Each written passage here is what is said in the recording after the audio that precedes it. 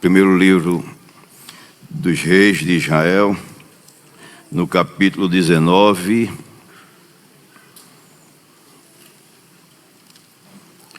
Primeiro livro dos Reis, no capítulo 19, versículos 8, 9, até o versículo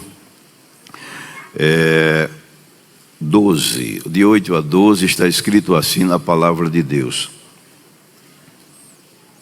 Levantou-se, pois, e comeu e bebeu, e com a força daquela comida caminhou 40 dias e 40 noites até Horebe, o monte de Deus.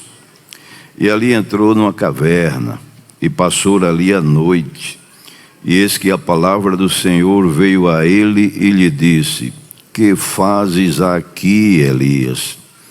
E ele disse: tenho sido muito zeloso pelo Senhor, Deus dos exércitos, porque os filhos de Israel deixaram o teu concerto, derribaram os teus altares e mataram os teus profetas à espada, e eu fiquei só, e buscam a minha vida para matirarem. E ele lhe disse: sai para fora e põe-te neste monte perante a face do Senhor. E eis que passava o Senhor como também um grande e forte vento, que fendia os montes e quebrava as pedras diante da face do Senhor. Porém o Senhor não estava no vento, e depois do vento um terremoto. Também o Senhor não estava no terremoto, e depois do terremoto um fogo. Porém também o Senhor não estava no fogo. E depois do fogo uma voz mansa e delicada. Amém. Queridos irmãos, como é bom a gente meditar na palavra de Deus, que cada vez que a gente medita na palavra de Deus e se alimenta dela, a gente cresce espiritualmente, cresce na graça, como disse o apóstolo: antes que crescei na graça e no conhecimento do nosso Senhor Jesus Cristo. E a palavra de Deus sempre é nova e boa, inspirada pelo Espírito Santo. Esse texto sagrado que aqui está, que foi lido, li uma parte, é conhecida de todos os nossos irmãos leitores da palavra de Deus, que foi um acontecimento com o profeta Elias, que teve as suas experiências no ministério que Deus lhe entregou e também as suas experiências com Deus. Acabe, que era o rei na ocasião, ele foi confrontado por Elias, porque, não vou repetir, mas em oportunidade passada nós falamos o prejuízo que Acabe deu à nação de Israel com Jezabel, afastando o povo do verdadeiro Deus, da verdadeira adoração, levando a nação à idolatria, à feitiçaria, a contramão de Deus. E por consequência disso, Deus utilizou-se de Elias para proferir um juízo naquela nação, que está no capítulo 17 de primeiro livro dos Reis, quando Deus usou a boca de Elias e fechou a torneira do céu para nem cair água e nem uma gota de orvalho. E por consequência disso, houve um grande prejuízo em todos os aspectos daquela nação, principalmente no aspecto material, porque a lavoura morreu, os animais morreram, a fome foi muito grande, além dos outros prejuízos na área moral, espiritual, política, econômica, enfim. E a gente vê com isso que todo desvio de Deus, todo o afastamento do homem do Criador só resulta em prejuízos. E a palavra de Deus, ela sempre vai servir para nós. Alguém disse que o Velho Testamento é um livro histórico e é mais para aquele tempo do passado. Não, a Bíblia, Novo e Velho Testamento, é a palavra de Deus, e que serve para nós. Tudo que foi escrito para o nosso ensino foi escrito. E o Espírito que atua lá é o mesmo Espírito que atua hoje. O inimigo, ele é eterno, e tempo algum, depois que foi expulso do céu, dormiu, cochilou ou vacilou. Está a todo momento trabalhando para desfazer a obra de Deus. Então, assim como aquela nação, aquela terra ficou ferida, nós que acompanhamos, estudamos a palavra de Deus, a gente vê que o mesmo Espírito atua. E o mundo, eu não digo nem a nossa nação, eu digo o mundo, a terra está ferida. Quando a gente acompanha os acontecimentos, a gente vê que a terra está ferida em todos os sentidos, em todos os aspectos. Aspecto econômico, aspecto político, aspecto social, aspecto moral. Até é tanta epidemia que a gente, onde chega, é alguém se queixando de uma doença, de outra, de uma virose, de uma epidemia, de uma coisa. Agora veio essa Covid, quando termina a Covid aparece outra, depois estoura uma guerra na Rússia, na Ucrânia, depois estoura outra. O mundo está ferido, mas aqui estão os Elias de Deus, proferindo a palavra que sai direto da boca de Deus para manter com saúde aqueles que procuram se achegarem a Deus. E aqui nesse texto sagrado, a gente observa pelo menos que quando a gente analisa a vida do profeta Elias, ele passou pelo menos 4 estágios na sua vida com Deus. A gente vê que nós podemos dizer que ele passou 4 estágios em todo o seu ministério, pelo menos 4. Eu chamo os 4 estágios o estágio de Querite, o estágio de Sarepta, o estágio do deserto e o estágio da caverna, que é esse que nós acabamos de ler. No estágio de Querite, a gente vê isso acontecendo lá no livro do 1 Reis, no capítulo 17 e o versículo 3, quando Elias foi levado por Deus para o ribeiro de Querite para ficar guardado, escondido lá. 1 Reis, no capítulo 17, o versículo 8 e 9, a gente vê Deus levando ele para Sarepta, onde estava aquela viúva com um filho. No 1 Reis, capítulo 19, 3 e 4, a gente vê Elias sendo levado, não é sendo levado, foi ele que foi, não foi Deus que levou. Ele foi para o deserto, deixou o moço em Beceba e entrou deserto adentro. E depois, 1 Reis, no capítulo 19, o versículo 8, 9, a gente vê, ali não foi Deus que levou Elias para a caverna, foi Elias, por conta própria, que entrou na caverna. Agora, em todos esses estágios aqui da vida dele, a gente vê a presença de Deus. E também a gente vê que ele passou por uma experiência fundamental para o seu amadurecimento cristão, ou cristã. E essas experiências que ele teve com Deus, por que é que a gente lê e é boa para nós? Porque serve para nós igual. Assim como Elias teve a sua experiência com Deus, lá foi outro tempo, e até podemos dizer outro povo, mas as coisas se repetem, continuam acontecendo igualzinho como aconteceu nos dias de Elias.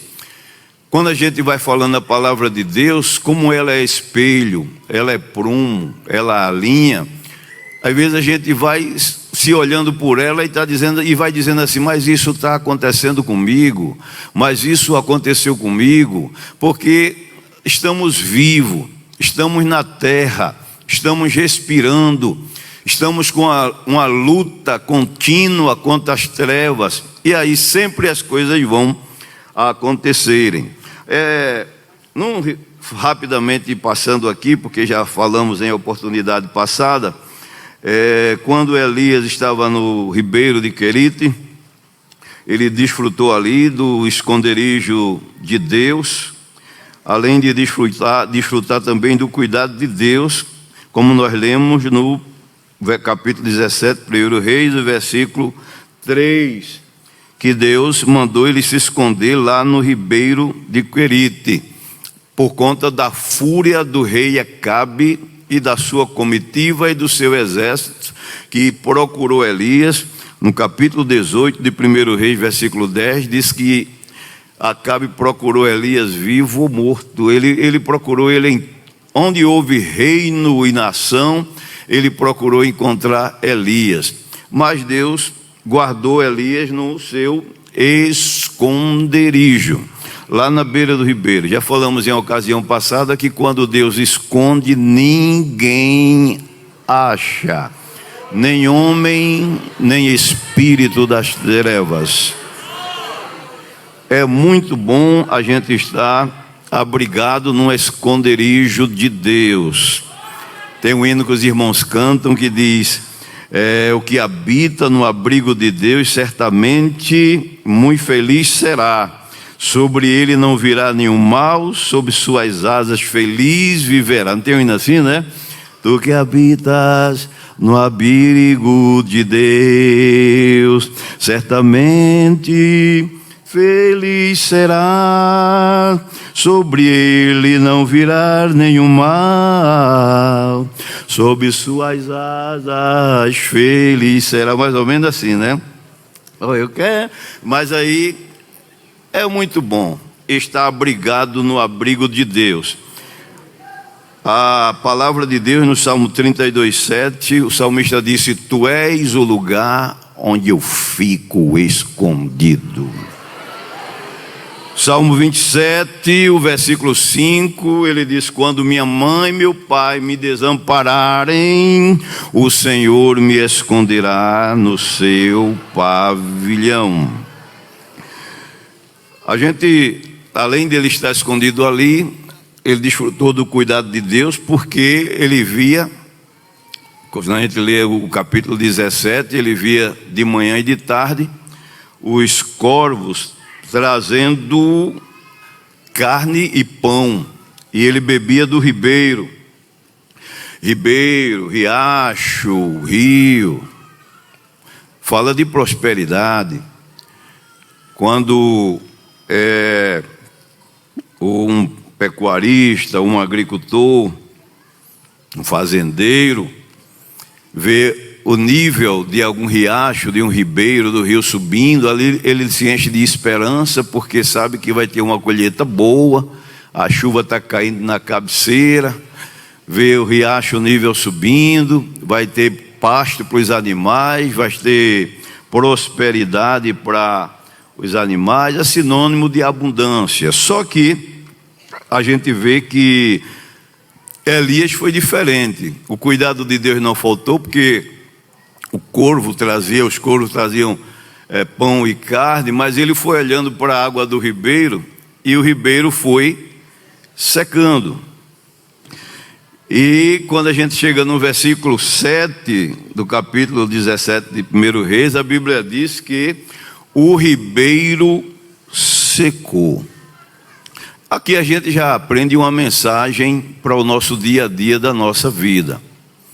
Nós estamos acostumados a viver uma vida de prosperidade, uma vida de progresso, e é muito bom, e Deus quer assim. Mas quando a gente começa a caminhar pela palavra de Deus e observar a vida destes homens de Deus, desses servos de Deus, a gente começa a meditar naquela palavra que Jesus disse lá em Mateus 28, né? Jesus disse: Vinde a mim, todos vós que estáis cansados e oprimidos, eu vos aliviarei. Tomai sobre vós o meu jugo, aprendei de mim, que sou manso e humilde de coração, encontrarei alívio. Mas tem uma parte que ele diz assim: se alguém quiser me seguir, tome a sua cruz e siga-me. Então a gente vê que o caminho para chegar no céu é um caminho de cruz, é um caminho de renúncia, é um caminho de provas, é um caminho de dificuldades.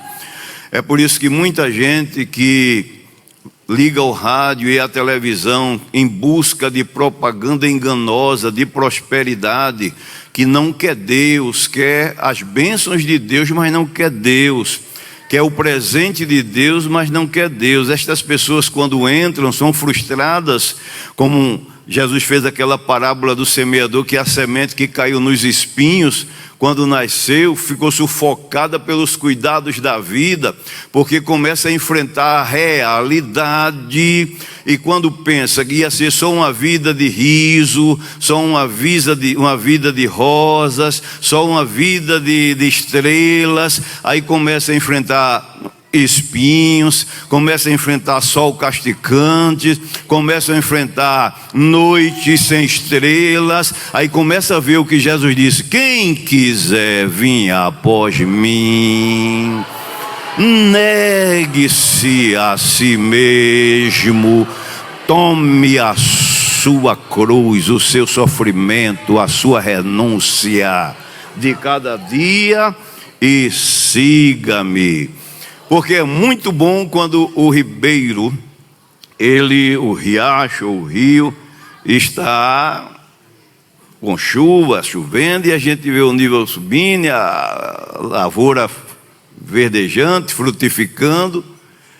Mas quando vê, como aconteceu com Elias aqui, o ribeiro aqui fala do seu emprego, fala do seu investimento.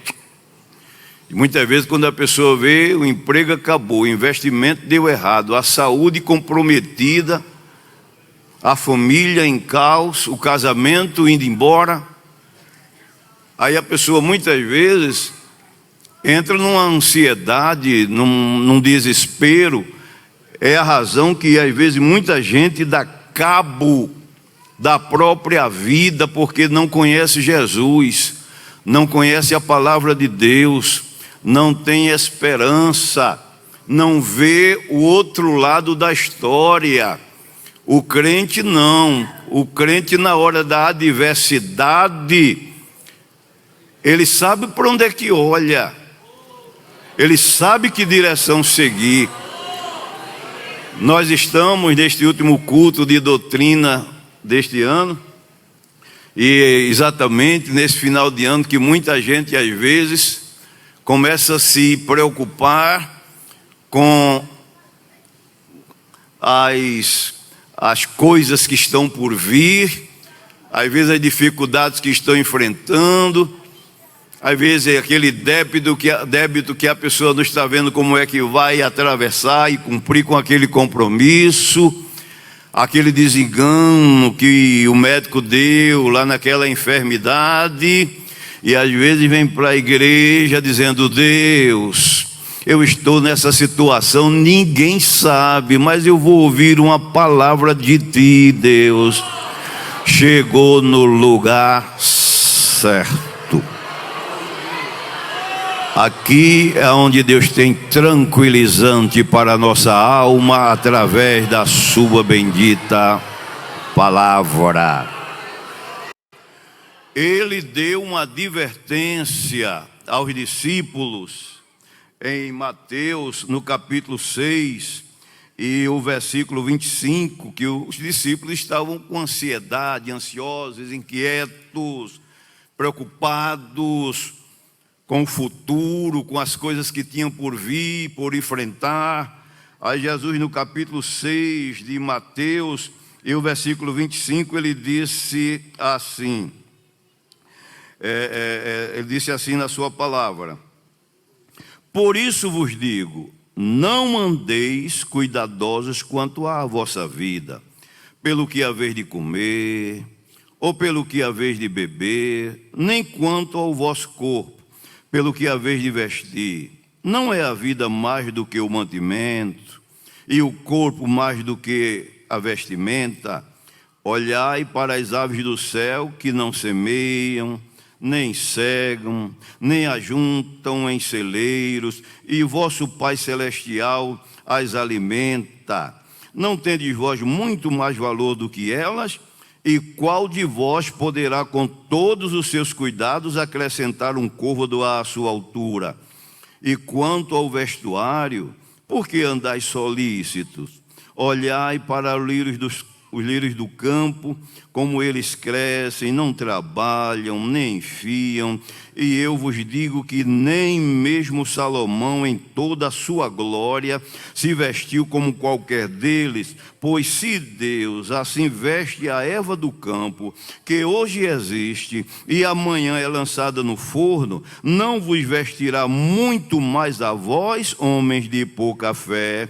Não andeis, pois, inquietos, dizendo: que comeremos, ou que beberemos, ou com que nos vestiremos, porque todas estas coisas os gentios procuram. De certo, o vosso Pai Celestial bem sabe que necessitais de todas estas coisas, mas buscai primeiro o reino de Deus e a sua justiça, e todas estas coisas vos serão acrescentadas.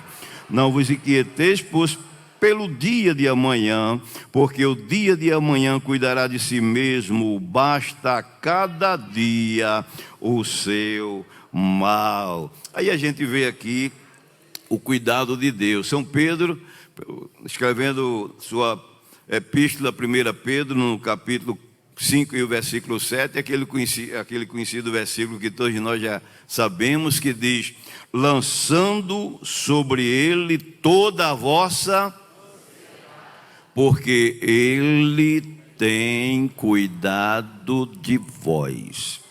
Então, esse aqui eu chamo de primeiro estágio de Elias, foi Sarepta. Mesmo que você esteja vendo o ribeiro lá atuar, o riacho secando, você olha assim e diz: Deus, como é que vai ser? Fica tranquilo e descansa na palavra de Deus. Deus é o Deus da chuva, é o Deus da natureza, é o Deus das fontes, das águas, é o Deus do universo. Esse é o teu Deus. Agora, também eu chamo o estágio de Sarepta, porque ali Deus está dando um empurrão em Elias, para ele subir mais espiritualmente. Tem coisas que Deus faz com a gente que a gente não entende, que é Ele puxando a gente mais para junto dEle, que é Ele querendo mais abençoar a gente. Elias, ele passou esse tempo aqui em Sarepta, mas quando o ribeiro secou, aí é onde vem aquela pergunta: e agora? Como é que vai ser? Como é que eu vou resolver?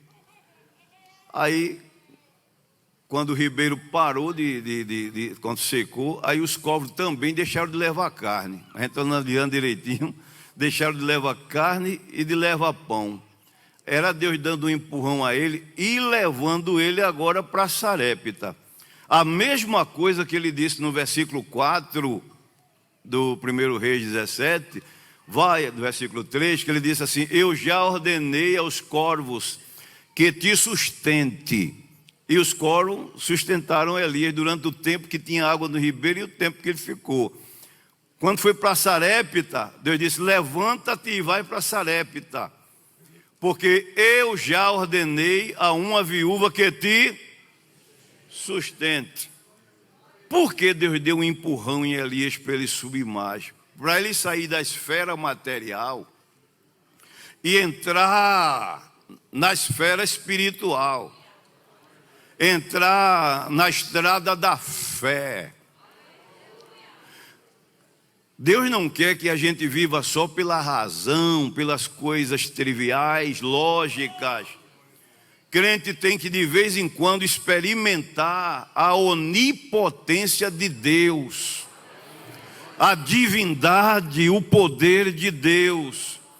O que é ordenar a viúva para sustentar? Quando foi o corvo, parece ver Deus dizendo assim: ô corvo, o endereço é esse aqui, ó, lá em Coerite. Tem lá o meu servo, leva pão e carne. Tudo obedece a ele. Ô viúva, está vindo aí o meu servo, sustente ele, e pronto. Deus faz cada coisa.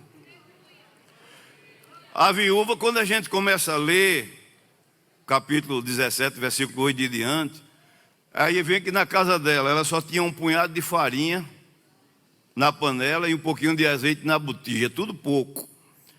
Aí Deus diz a ela, vem aí meu servo para você sustentar ele. Certamente ela esperou no mínimo Deus multiplicar, mandar a provisão de trigo, de azeite, mas Deus disse isso e pronto. Aí daqui a pouco chega Elias. A gente tem essa tendência, né? Elias saiu do que? Se fosse eu ia pensar assim, graças a Deus, o tempo de Querite terminou. Deus agora vai me levar a Sarepta e lá já tem uma viúva que vai me sustentar. Esse é o pensamento lógico. Mas quando a gente lê a palavra do Senhor no capítulo 17 e o versículo 8, aí a gente encontra assim: levanta-te e vai a Sarepta, que é de Sidom, e habita ali. E eis que eu ordenei ali a uma mulher viúva que te sustente. Pronto.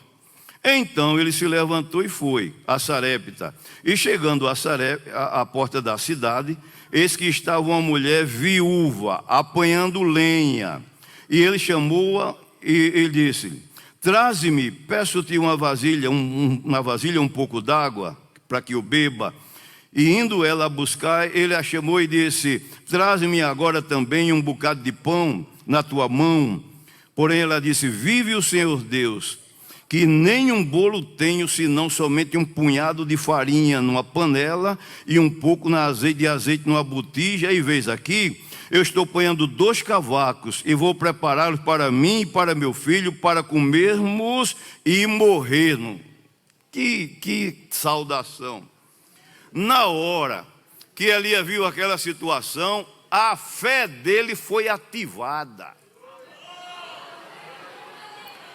Deus deixou Acabe lá com os comportamentos dele, porque Deus não vai se preocupar com o mau comportamento de ninguém não, porque tudo está na mão dele mesmo. Acabe iniciou na impiedade, Deus disse: mas está na minha mão, Elias. Prosseguiu na impiedade, mas está na minha mão, Elias. Terminou na impiedade, mas está na minha mão, Elias. Tratamento de Deus com Elias, com o profeta. Na hora que ele viu a situação, tudo é pouco, um pouco d'água. Traga um pouco d'água. Aí daqui a mulher, agora um bolo, não, você não está vendo aqui? Estou ponhando aqui só tinha 2 cavacos, até a lenha estava em falta. 2 cavacos, punhado de farinha é assim. Se muito encher, enche um copo. E um resto de azeite, para fazer o último bolo para comer e esperar o dia da morte. E Deus olhando agora o comportamento de Elias. Foi aí que Deus pegou ele e empurrou. Aí ele subiu mais. Quando ele subiu mais, ele fez: faze assim, mulher. Faz primeiro um bolo pequeno para mim. E depois faça para você e seu filho, e há de ser. Oh, coisa bonita é quando a fé é ativada, é aquecida. A farinha da panela não vai acabar, o azeite da botija não vai faltar, até o dia que Deus mande chuva sobre a terra. Uma coisa é viver olhando para baixo e outra coisa é viver pela fé. O justo viverá pela fé. Vai recebendo já força na tua alma, aquecendo a tua fé em Jesus Cristo. Deus é o dono de todas as coisas. Quando não pode acontecer de meio natural, o sobrenatural acontece.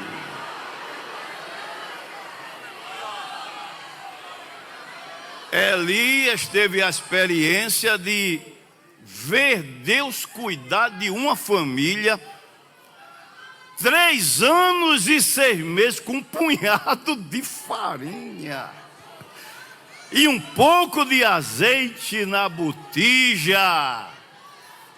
Todo dia que ia lá, ainda tem um punhado. Faz um bolo para ele, um bolo para mim, um bolo para tu. O estômago trabalha, né? Amanhã fome de novo. Vou lá, ainda tem um punhado. 1 mês, 2 meses, 3 meses, 1 ano, 2 anos. Deus sabe sustentar a gente do resto.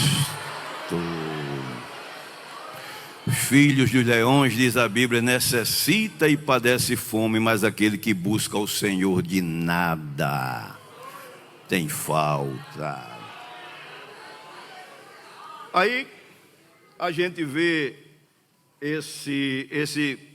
essa experiência de Elias, quando ele é ativado a sua fé, e ele começa a caminhar e desfrutar. Outra coisa que eu acho interessante aqui, é que a viúva, ela se beneficiou do milagre por causa da obediência dela. Ele disse assim: faze assim, faça um bolo primeiro para e depois. Isso a gente entende que quando as pessoas priorizam a obediência à palavra de Deus e as coisas de Deus, desfruta de milagres. Não importa o que alguém pensa sobre a sua dedicação pelas coisas de Deus. Não importa o que alguém diz a respeito, como entende a Bíblia do jeito dele ou dela. O que importa é a sua obediência à palavra de Deus e a experiência que você mesmo adquire com aquela obediência à palavra de Deus. Alguém que tem a mão mirrada, que quer ver a obra de Deus amarrada, aí começa a dizer uma coisa, outra, seja homem, seja mulher, seja quem for. Mas você que tem uma Bíblia, tem o Deus e passa pela experiência, a mulher todo dia ia lá e tinha farinha e tinha um pouco de azeite. 1 ano, 2, 3 anos e 6 meses. E às vezes o inimigo não trabalha para que a obra de Deus seja mais. Há pouco o pastor Isaac aqui falou da importância da Rede Brasil, da pregação do Evangelho do nosso Senhor Jesus Cristo. Um presbítero que passou por aqui, viajou para outro estado, ele deu uma palavra aqui que eu achei interessante, que ele disse que o irmão criava um animal e a igreja ia fazer um trabalho de evangelismo, estava uma dificuldade, ele fez assim: eu vou dar uma banda, foi um porco, ele disse: eu vou dar uma banda desse porco aqui para vender e vou ajudar na obra de Deus para que o trabalho seja feito e tal. Aí disse que quando foi partir, chegou uma voz no ouvido dele: e Deus precisa de porco. A igreja, aí começou aquele negócio no ouvido dele, ele disse: sabe que é mesmo? Aí ele disse: não vou dar mais não. Quando foi saindo, ele fez: sabe de uma coisa, essa voz não está vindo de Deus não. Se vir de novo, eu sei como é que eu vou dizer. Quando ele foi partir novamente, aí chegou a voz dele: e Deus precisa de porco. Aí ele virou e disse: Satanás, tu estás aonde? Se tu falar outra vez no meu ouvido, eu não vou dar só uma banda não, eu vou dar o porco todo. E há de ser a farinha da panela, não vai acabar, e o azeite da botija não vai faltar. Tudo é dele, por ele e para ele. Glória, pois, a ele. Aleluia! Eternamente. Amém. Ele estará aqui entre nós. Aleluia. Glória a Deus. Louvado seja o nome de Jesus para sempre. O quarto, rapidamente, a hora passa. Eu chamo do terceiro estágio que ele passou, foi o estágio do deserto. Já aí, não foi Deus que levou ele. Aí foi ele que foi, por conta própria. Quando a gente começa ler 1 Reis 19, 3, 4, a gente vê que depois daquele episódio do Monte Carmelo, onde ele orou, os adoradores de Baal, Azera, foram derrotados e destruídos por ele, conforme a lei, Jezabel resolveu matá-lo. E quando Jezabel resolveu matá-lo, ele procurou aquela ousadia que ele tinha no capítulo 17 ou 18, mas não encontrou. Quando ele estava no Carmelo dizendo ao povo, aos adoradores de Baal, clama mais alto. Pode ser que ele tenha feito uma viagem, 18 e 27. E sucedeu que ao meio-dia, Elias zombava deles e dizia, clamai em altas vozes, porque ele é um Deus, com D minúsculo. Pode ser que esteja falando, ou que tenha alguma coisa que fazer, ou que intente alguma viagem, porventura dorme e despertará. Ele estava dizendo, clama mais alto, pode ser que ele esteja dormindo, aí clama mais alto que ele despertará, ousadia.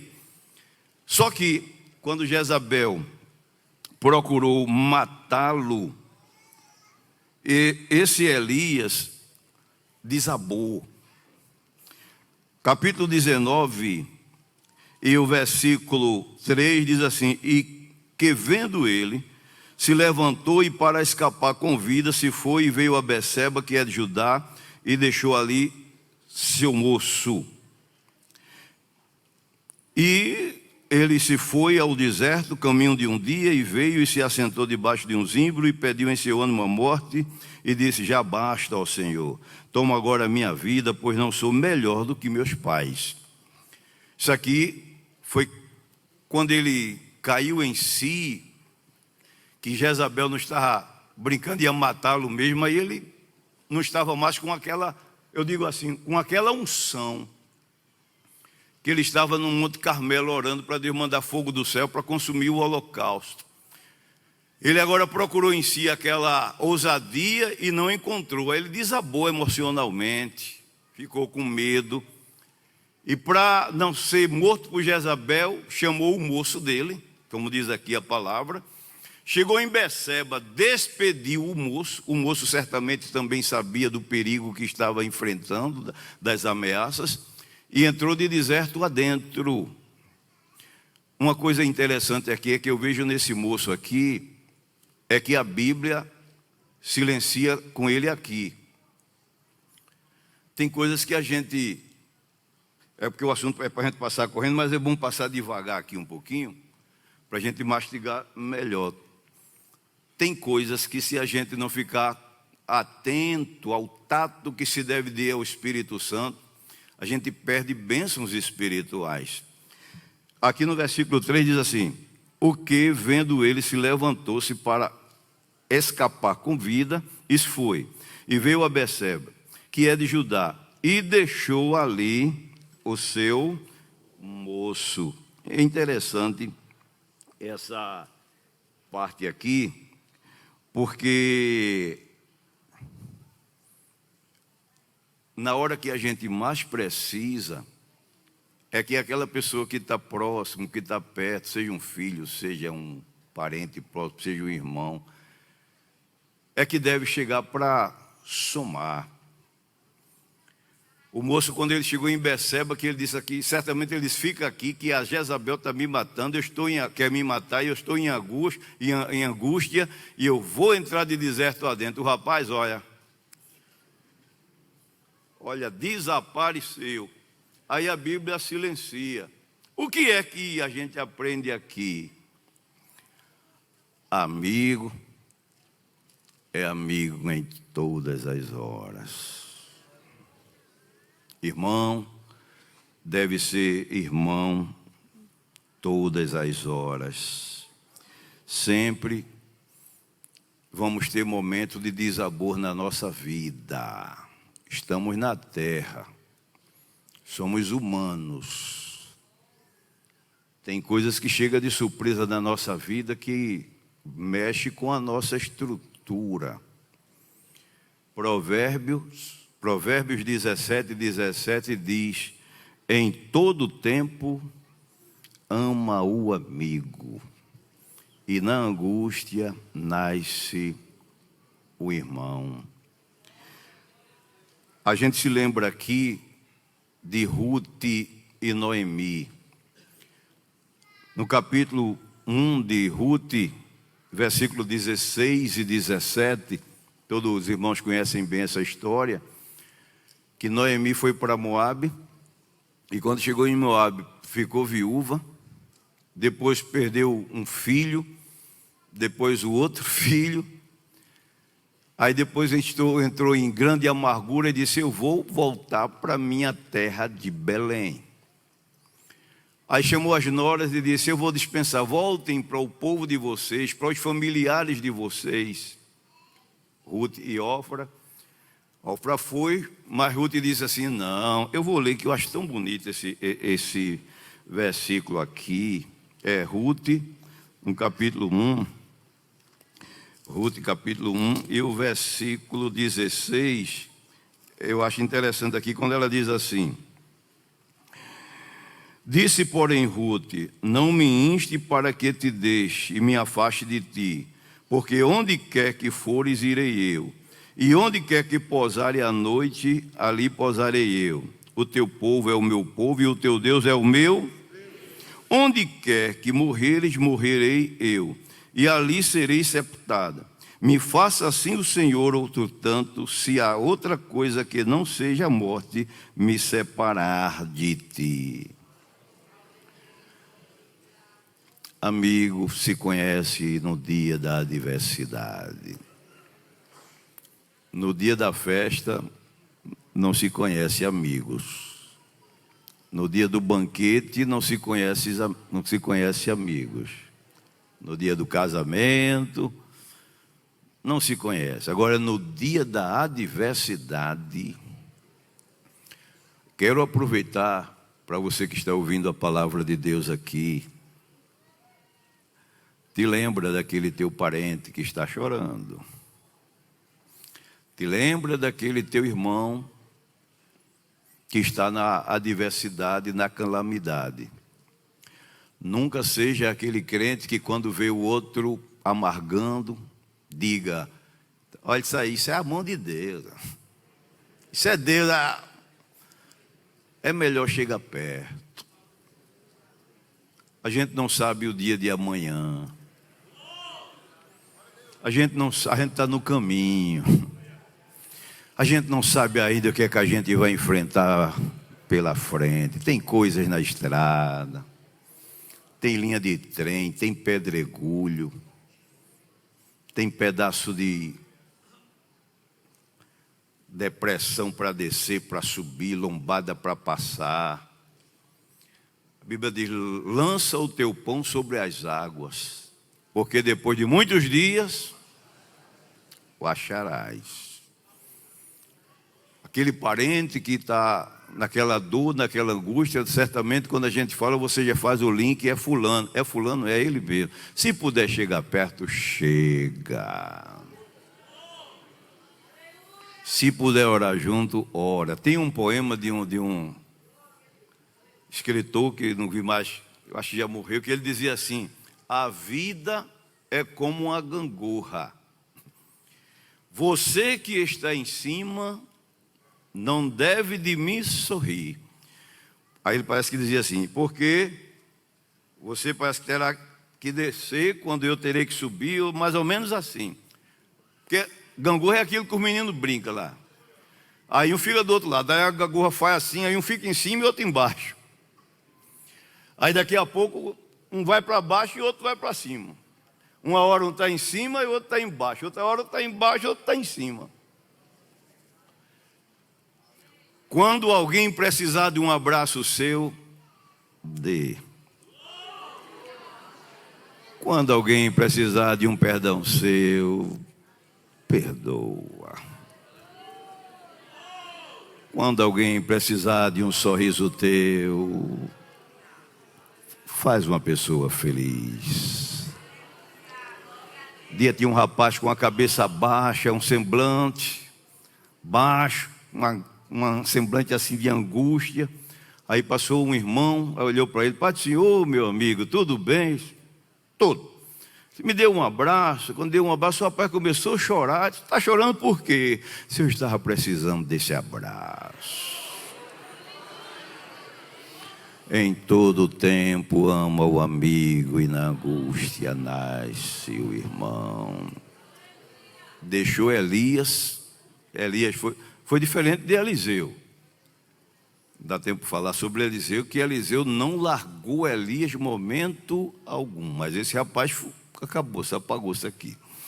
Aí ele entrou de deserto adentro, e quando chegou lá na frente, a Bíblia diz que ele deitou-se debaixo do pé do zimbro, né?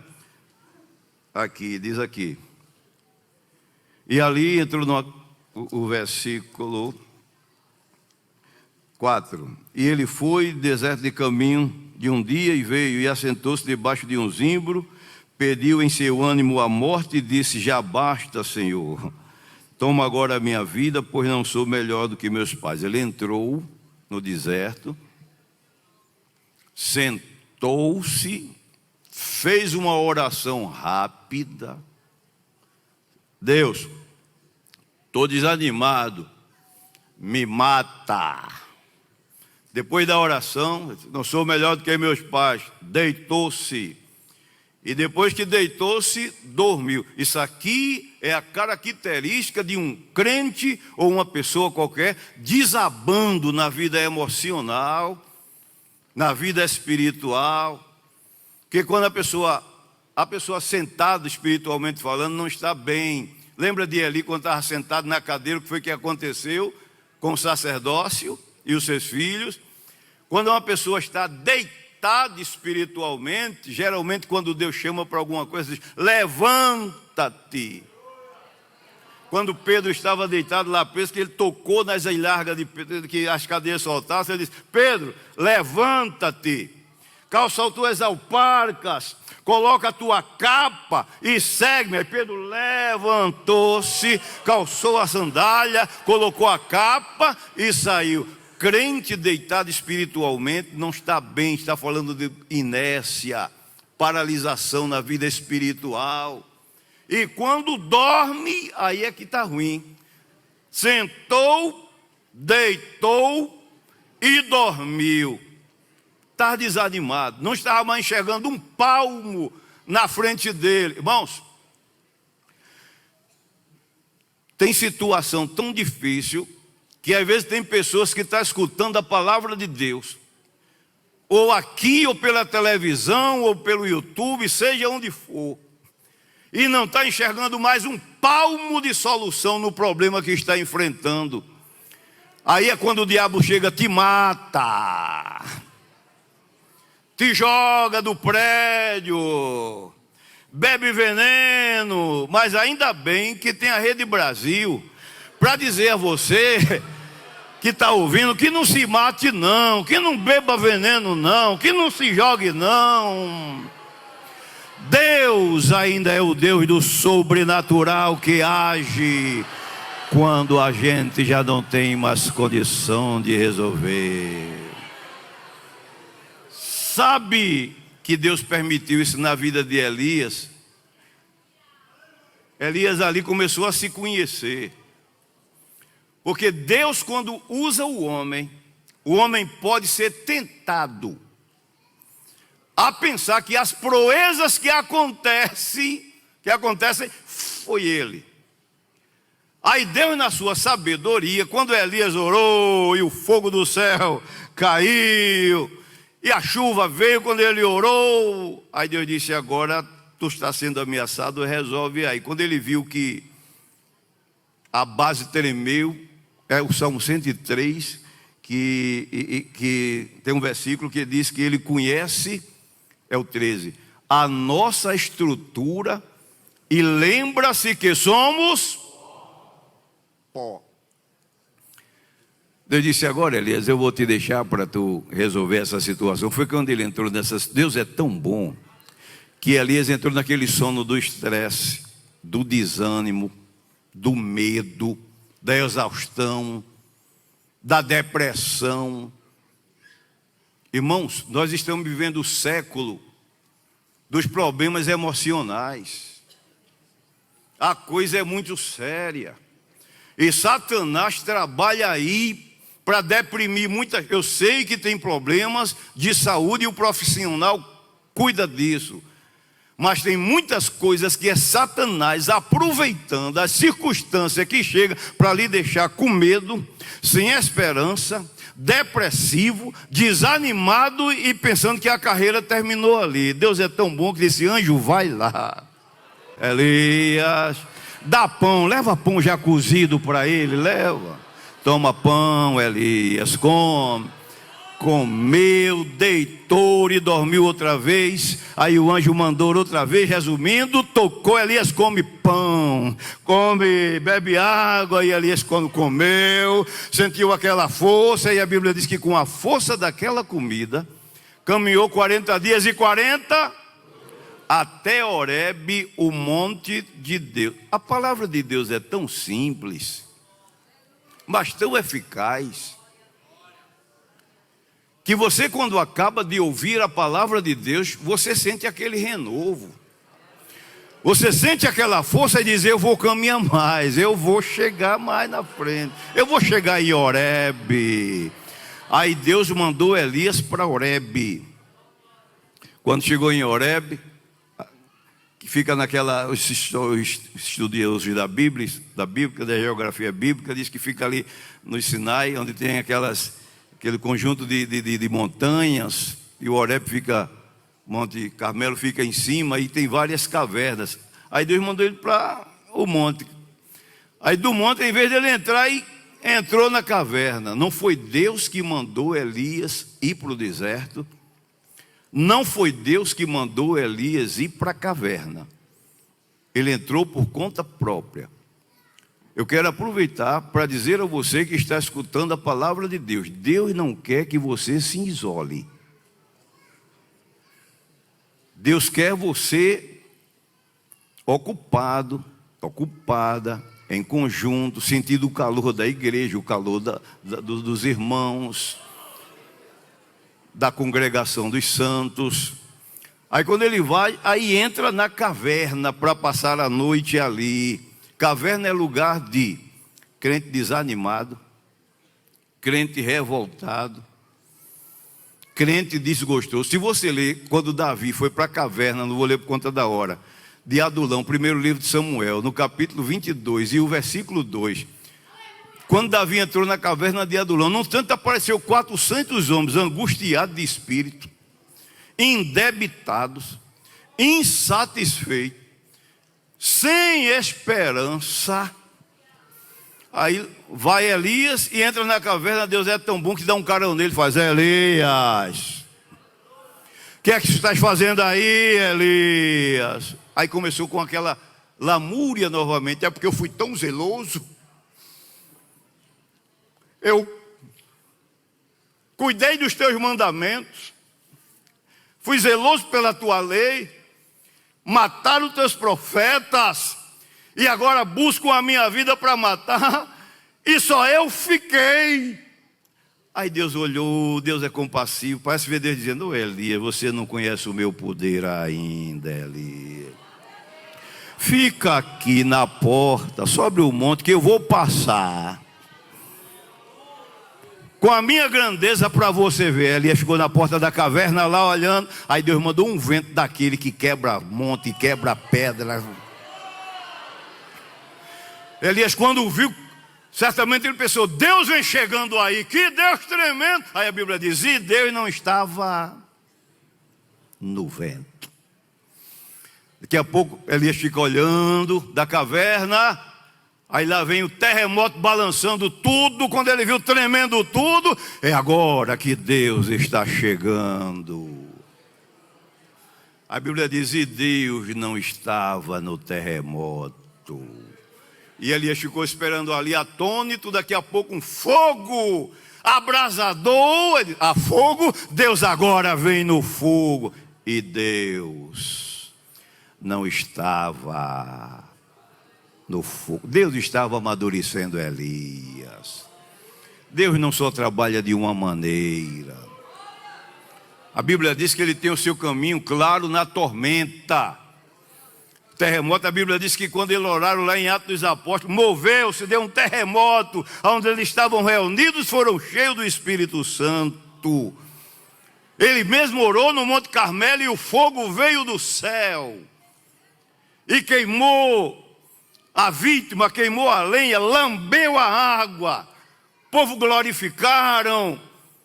E agora quando ele viu assim, Deus não está nisso, e ficou lá esperando.